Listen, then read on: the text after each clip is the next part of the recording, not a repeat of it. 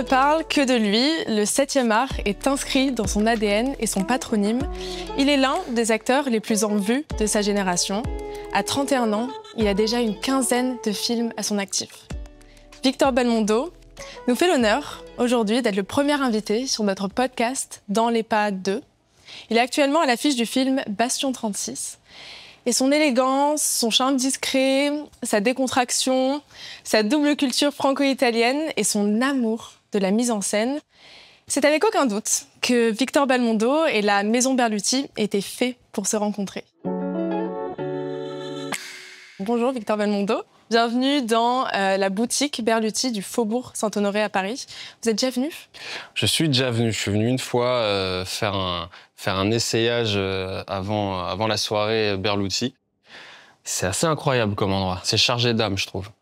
Bon, je vous ai vous voyez, mais maintenant je vais vous tutoyer. C'est quand même plus simple. Tutoyons-nous avec grand plaisir. On est installé sur le ring. C'est comme ça qu'on l'appelle chez Berluti. C'est vraiment l'endroit en fait où l'on accueille le client. C'est ici où il essaie, il choisit ses souliers. Je crois savoir que tu es un habitué du ring, mais des vrais, toi, Victor, que la boxe, ça te parle, que ce soit dans les films ou dans la vie. Est-ce que je me trompe ? Non, tout à fait. La boxe, c'est un sport que j'aime depuis tout petit, que j'ai pratiqué, que je pratique moins aujourd'hui, mais que j'ai pratiqué plus jeune. Je l'ai pratiqué d'ailleurs pour ma préparation pour Bastion 36, le film sur Netflix. Et puis je vais voir les matchs de boxe, je regarde la boxe à la télé. Ouais, c'est un sport qui fait partie de ma vie depuis très longtemps. Sur, par exemple, l'entraînement du coup pour Bastion 36, est-ce que tu as une anecdote un peu amusante ou Pendant le tournage, il y a une séquence de combat dans le film. Et en fait, si on regarde bien la séquence, au début de la séquence, l'acteur Ludovic, enfin le cascadeur qui joue avec moi et moi, on a tous les deux un œuf sur la tête. Parce qu'à la première prise, en fait, à un moment, il y a un coup de tête et on se l'est vraiment dit, quoi. Et on s'est mis un vrai, et on a un vrai œuf. Qu'est-ce qui te plaît le plus, en fait, dans la boxe ? C'est plutôt de l'intensité, la discipline, ou juste le fait de, se défouler C'est un sport où il y a énormément de respect entre les adversaires. C'est le seul sport où on voit des adversaires se taper dessus et se prendre dans les bras à la fin du combat. Et je trouve ça très, très beau.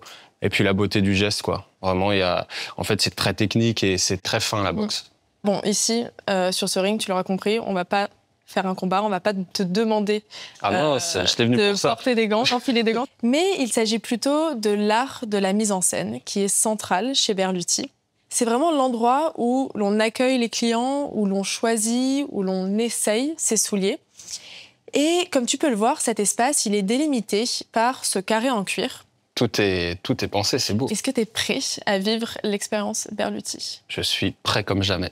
L'expérience va commencer avec Luigi. Bonjour Victor. Bonjour. Enchanté Luigi. Enchanté Victor. Qu'est-ce qui vous ferait plaisir aujourd'hui ? En ce moment, je crois que j'aime bien la Oslo. Je vais vous déchausser. Ok. Et je vais vous chercher la paire. Avec grand plaisir. Merci. Possiamo parlare italiano? Oui. Non, mais allez-y. Hein. Luigi, vous venez d'où, vous, d'Italie ? Palerme. Palerme. Ah, c'est magnifique. Et moi, mes racines, je suis romain par ma mère, mais la famille Belmondo, ils viennent de Cefalù. C'est un village pas très loin. Un ville que je connais très bien. Je vais vous chercher votre paire d'Oslo. Avec plaisir. Merci. À tout de suite. Je crois du coup que l'italien, c'est ta deuxième langue.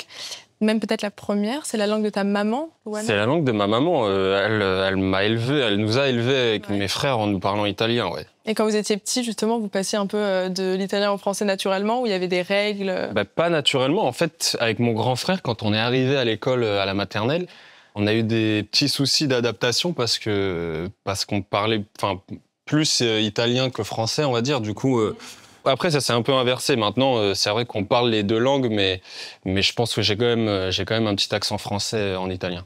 Donc, tu parlais de Rome. Est-ce que tu as tes petites habitudes là-bas ? Est-ce que Cefalù aussi, tu y retournes ?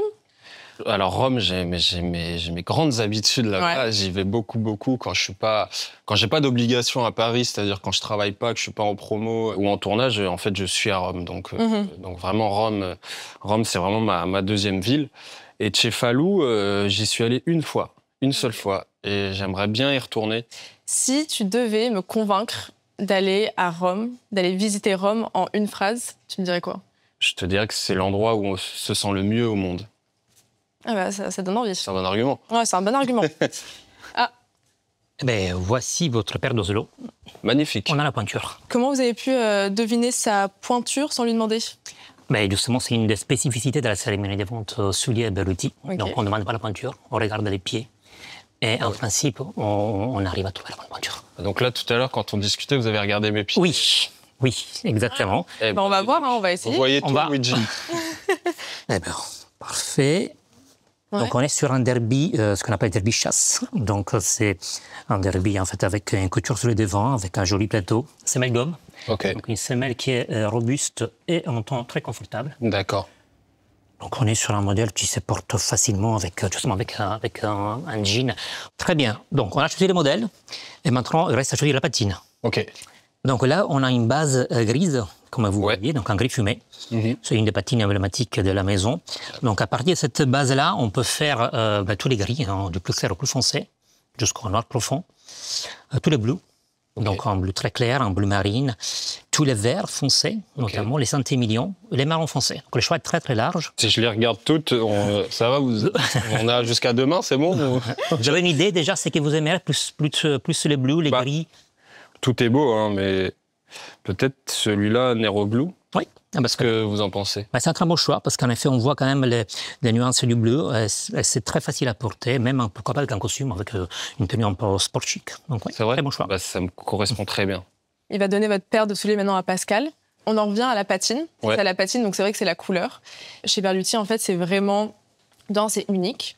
Et c'est vraiment une question d'émotion, c'est une question de personnalité. Enfin, il y a une centaine de coloris. Ouais, j'ai vu ça, ouais. Et il faut aussi, entre, par exemple, 5 à 7 ans pour maîtriser le métier de coloriste chez Berluti. Donc, c'est vraiment un art en tant que tel. Exact. Dans la vie de tous les jours, tu es plutôt du genre à oser les couleurs un peu originales ou rester dans la discrétion, dans les couleurs dites un peu plus classiques. Je suis plutôt classique, moi. Ouais. Je suis plutôt classique. La fantaisie peut me prendre et je peux mettre un truc un peu plus fantasque. Mais je suis plutôt dans le classique, ouais.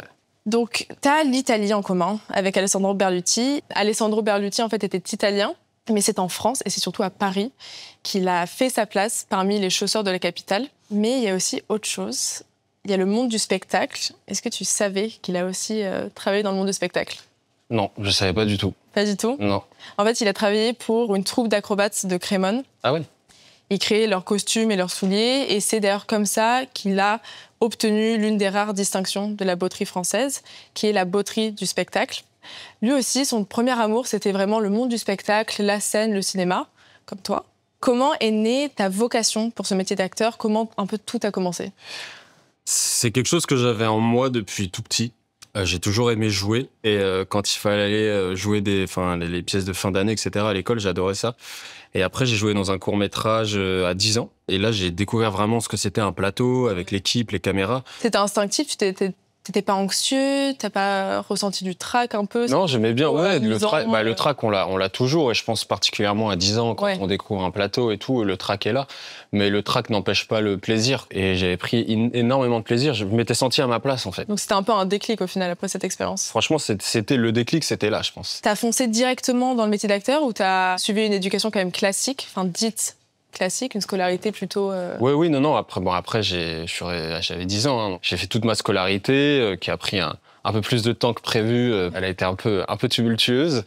Et après, à 18 ans, j'ai fait une école de cinéma où j'ai appris en fait tous les métiers du cinéma sauf le métier d'acteur, mais je l'ai fait dans le but d'être acteur. Et puis j'ai travaillé comme technicien sur certains tournages. Mais tout ça, c'était vraiment dans le but d'être acteur. Et en fait, quand j'étais à l'école de cinéma, la journée, j'étais à l'école de cinéma et le soir, j'allais au cours de théâtre. Ouais, donc J'ai c'était fait un cours de- non-stop. Ouais, c'était un peu non-stop. Et j'ai fait un cours de théâtre le soir. Et quand j'ai fini cette école de cinéma, là, j'ai fait un cours de théâtre à plein temps. Et après, quand je suis sorti de ce cours de théâtre, j'ai commencé à passer des castings, etc. Mhm. Voilà. Aujourd'hui, avec toute ton expérience, c'est vraiment le métier d'acteur ou un jour on pourra peut-être te voir derrière la caméra? Alors, mon feu intérieur, ma passion, c'est vraiment le métier d'acteur. Je vis pour ça, quoi. J'adore ça. Mais avoir fait cette école de cinéma a fait aussi naître en moi un désir de réalisation. Mhm. Et ça pourrait arriver. Enfin, Ne jamais dire jamais au final. jamais dire jamais. Après, on est aussi dépendant de ce qu'on peut faire ou pas. Mais c'est sûr que l'envie est là aussi, ouais. J'ai lu aussi que tu étais grand, mais grand cinéphile. Est-ce que c'est justement grâce à cette école de cinéma, enfin, d'où vient toute cette éducation cinématographique? Ça vient, je pense, de la collection de DVD de mon père, Ouais. quand j'étais enfant, qui avait une énorme collection de DVD, donc j'ai eu beaucoup de chance pour ça. J'ai pu piocher dans ces DVD et regarder plein de films. Mais je pensais, en rentrant dans mon école de cinéma, je pensais que j'étais cinéphile. En arrivant à l'école de cinéma, je me suis rendu compte que j'étais pas du tout cinéphile. Ouais. Il y avait encore énormément de choses à découvrir. Et donc c'est vraiment là, à l'école de cinéma, que j'ai vu énormément de films, beaucoup de classiques. Et puis tous les films qui se faisaient aussi à cette époque-là. Mais après, on n'est jamais arrivé. Hein. Il me reste encore des milliers de choses à découvrir du cinéma. Tu te souviens du premier film qui t'a vraiment marqué quand tu étais jeune? Il y en a eu pas mal, mais je pense, là tout de suite, je pense au Parrain, parce que je l'ai vu très très jeune et que j'avais pris une gifle immense. C'est d'une beauté, je pense qu'on peut le voir à n'importe quelle époque de sa vie, on peut le voir 50 fois. C'est pas loin de la perfection, quoi. Et entre le cinéma américain, le cinéma italien, le cinéma français, est-ce que tu as une préférence ou J'aime les trois. Ma culture est surtout française dans le cinéma. Je vois énormément de films français, j'ai vu énormément de films français et j'ai le réflexe de voir énormément de films français, quoique hier j'ai vu le film de Sorrentino. Mais j'aime beaucoup le cinéma italien et le cinéma américain aussi.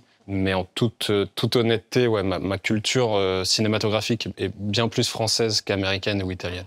J'imagine que tu as aussi découvert la nouvelle vague. Ouais. T'aimes bien Truffaut? J'adore Truffaut, ouais. Est-ce que tu as un film de lui qui te touche particulièrement? J'aime bien La Nuit américaine, j'aime bien. C'est intéressant comme film de ce que ça raconte du cinéma et pas que. La Sirène du Mississippi avec mon grand-père, je trouve que c'est un film qui est pas souvent cité dans les films de mon grand-père, mais j'aime beaucoup. Ouais, il y en a plein. En fait, au final, d'ailleurs, Truffaut, la petite anecdote, il était, lui, voisin de la première boutique Berluti parisienne. Ah ouais? C'était rue Marbeuf. Donc, il était client régulier chez Berluti. Ça m'étonne pas vu le bonhomme, mais je savais pas. Après le ring, je t'amène au bar à Patine. Quand je te dis que la mise en scène chez Berluti, c'est central. Bar à Patine. C'est pas une expression. Très bien. On y va? Avec grand plaisir.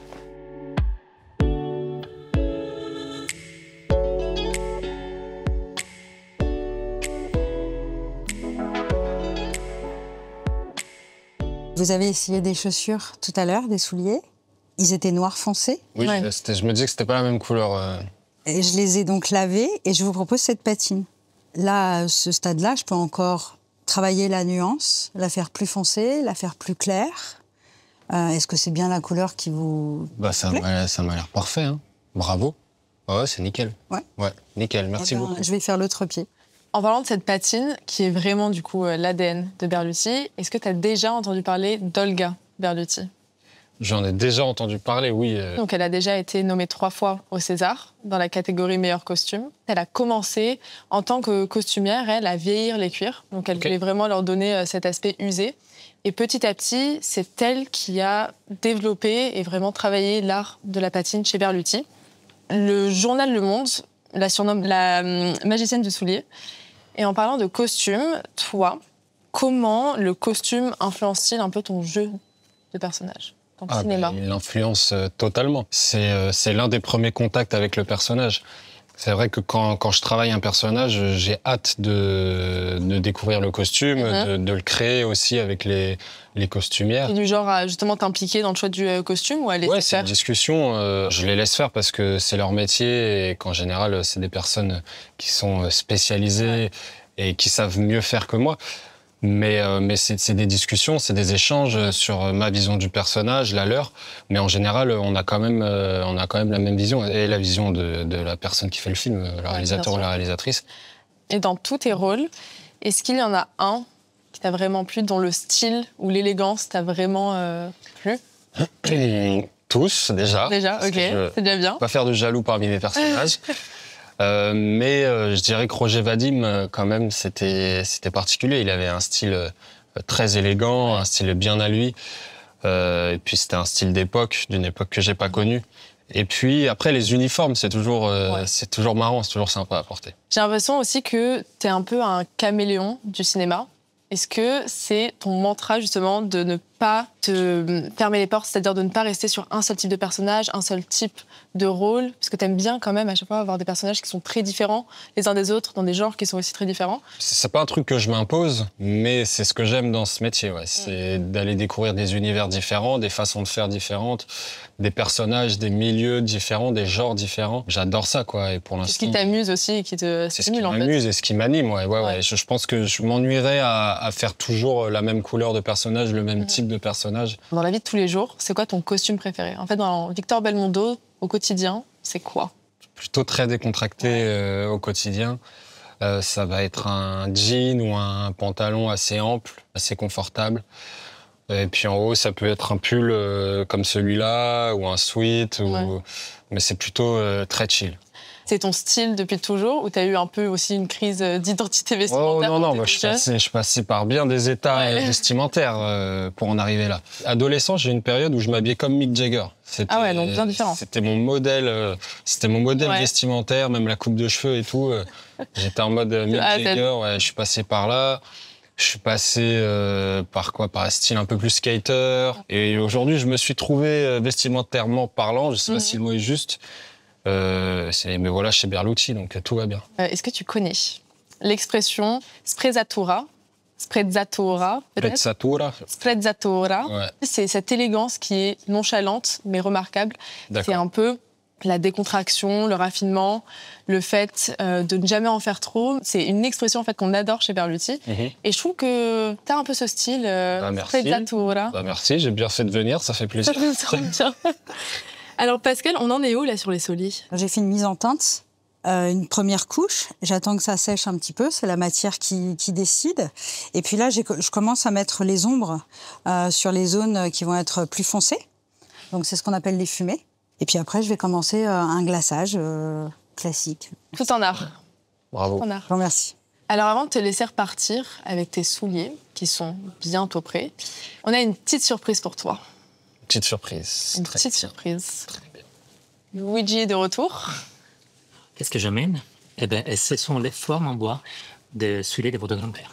Je vois son nom dessus, Voilà. Et de chez Berluti. tout à fait. Incroyable. Et pour tout vous dire, moi, ça fait un petit moment que je suis à la maison. J'étais présent lorsqu'on l'a fait à la perte, absolument. Saint-Germain-des-Prés, la petite boutique qu'on avait il y a des... Incroyable. Ça c'est un peu les pieds de mon grand-père, quoi. C'est ça, c'est les formes sur mesure, vraiment.